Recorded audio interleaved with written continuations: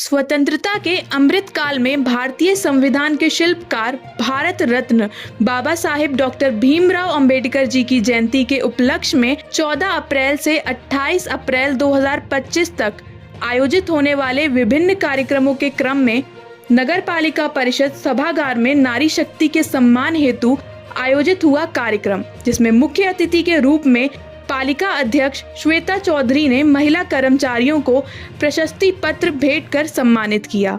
इस अवसर पर कार्यक्रम के सफल आयोजन हेतु कार्यक्रम आयोजक राजेश परिहार एवं कार्यालय अधीक्षक विजय स्वर्णकार सहित समस्त नगर पालिका परिवार को बधाई दी। इस दौरान संजय अग्रवाल, गोपाल चतुर्वेदी, सत्यवीर सिंह, योगेश भारद्वाज, यशुराज शर्मा, अमित कुमार, अनिल उपाध्याय, आशीष अस्थाना, ममता गुप्ता, रचना पाठक, पिंकी चौहान, सोनिया सिंह, मिथिलेश जी सहित आदि नगर पालिका परिवार की उपस्थिति रही।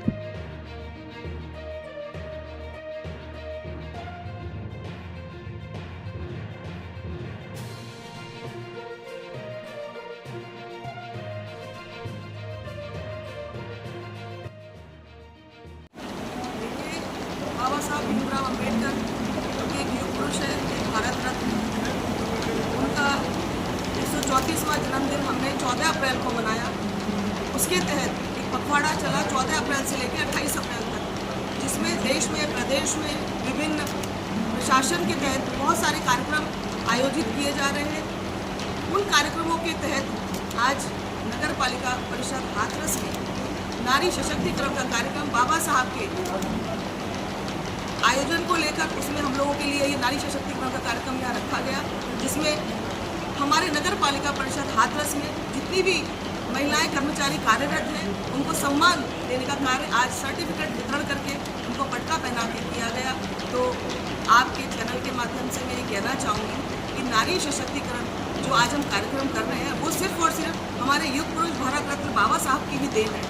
हमारे संविधान के शिल्पकार बाबा साहब भीमराव अंबेडकर ने हमको जीना सिखाया, स्वतंत्र भारत में सांस लेना सिखाया, अपनी बातों को रखने का अधिकार सिखाया। तो उनका एक ही सपना था, शिक्षित बनो, संघर्ष करो और एकत्रित रहो। तो उसमें से महिलाओं के लिए भी उन्होंने विशेष रूप से इन चीज़ों को चुना।